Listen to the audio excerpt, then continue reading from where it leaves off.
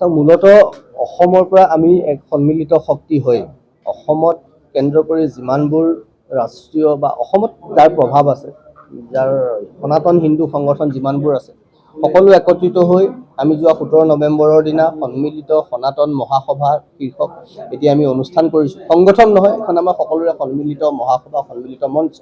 আৰু তাৰ পৰা আমি আপোনালোকৰ মাধ্যমেৰে, অসম চৰকাৰৰ মাধ্যমেৰে ভাৰত চৰকাৰলৈ 3টা বিষয় অৱগত কৰিব খুজিছোঁ, দাবী জনাব খুজিছোঁ। বিষয় 3টা হ'ল, কঠোৰ জনসংখ্যা নিয়ন্ত্ৰণ আইন হ'ব লাগে। যিদৰে জনবিস্ফোৰণ ঘটিছে, আহি থকা দিনত আমাৰ যে তথৈবচ অৱস্থা নহ'ব, এই কথাটো আমি দেখিছোঁ। আৰু বিশ্বৰ কাৰণে, প্ৰকৃতিৰ কাৰণে, মানৱ সভ্যতাৰ কাৰণেও জনসংখ্যা নিয়ন্ত্ৰণ কৰাটো গুৰুত্বপূৰ্ণ। 1 নম্বৰ কথা।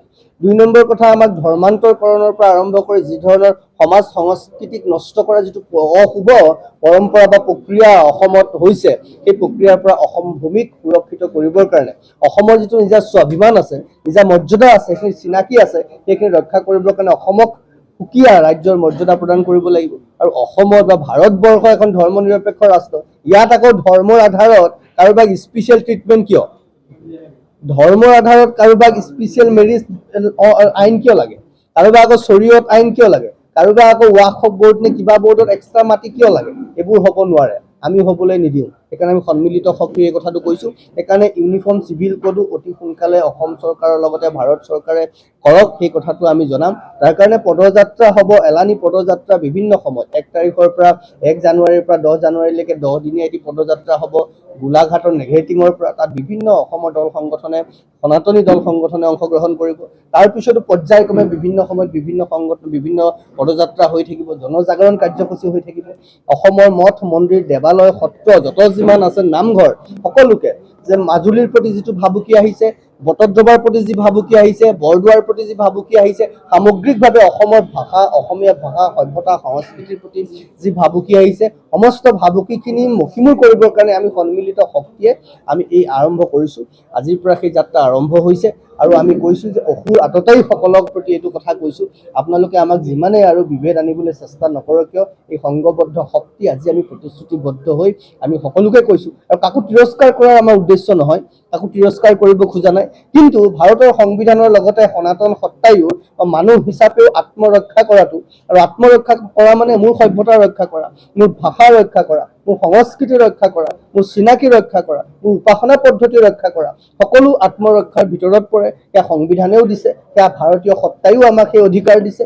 গতিকে আত্মৰক্ষাৰ লগতে নিজৰ চিনাকি, নিজৰ পৰিচয় অটুট ৰাখি আমি আগুৱাই যোৱাত তেওঁলোকেও কৰি যাওক, আমাৰ ক'ব লগা নাই। তো তাত যদি বাধা দিবলৈ আহে, তেতিয়াহ'লে তেওঁলোকে আমাৰ কঠোৰ প্ৰত্যাহ্বানৰ সন্মুখীন হ'ব।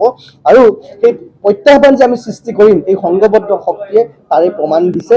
আমি সমূহ অসমবাসী ৰাইজক আমাৰ যি জনজাগৰণ যাত্ৰা আৰম্ভ হ'ব বিভিন্ন সময়ত, আমি এক প্ৰকাৰে জাতীয় সত্তা আৰু ভাৰতীয় চেতনা জাগৰণ যাত্ৰা বুলি কৈছোঁ। ভাৰতীয় হোৱাৰ আৰ্টিকল 51(1) আমি সংলগ্ন কৰি এই গোটেই সমগ্ৰ বিষয়টো সামৰি আমি সন্মিলিত সনাতন মহাসভাৰ এই মঞ্চই আমি অসমৰ পৰা জনজাগৰণ কৰি অসমক, ভাৰতবৰ্ষক যিটো মূল চিন্তা সনাতন দৰ্শনৰ আধাৰত আমি অসমক মূলতঃ সুৰক্ষিত কৰাৰ, ভাষা, সভ্যতা, সংস্কৃতি, ৰীতি নীতি সকলো সুৰক্ষিত কৰাৰ প্ৰক্ৰিয়া আৰম্ভ কৰিম। ইউনিফৰ্ম চিভিল কোড প্ৰণয়ন কৰাৰ ক্ষেত্ৰত ভাৰত চৰকাৰে আগতেই যদিও ব্যৱস্থা গ্ৰহণ কৰিব লাগিছিল, তথাপিও এই চিন্তা এতিয়া যিহেতু হৈছে, তাৰ কাৰণে আমি ভাৰতবৰ্ষৰ বৰ্তমান নৰেন্দ্ৰ মোদী ডাঙৰীয়াৰ নেতৃত্বত চৰকাৰখনক আমি ধন্যবাদ জ্ঞাপন কৰিব লাগিব, ধন্যবাদ জ্ঞাপন কৰিছোঁ। কিন্তু বিষয়টো আনিলেই নহ'ব, তাক সঠিকভাৱে কাৰ্যকৰীও কৰিব লাগিব, তাক ৰূপায়ণ কৰি কাৰ্যকাৰী কৰিব লাগিব। তাৰ কাৰণে কাৰ্যকাৰী কৰিবলৈ আমি এই ধৰণে অসমৰ ৰাইজক আমাৰ সাধ্য অনুসৰি আমি জাগৰণ কৰিবলৈ চেষ্টা কৰিম।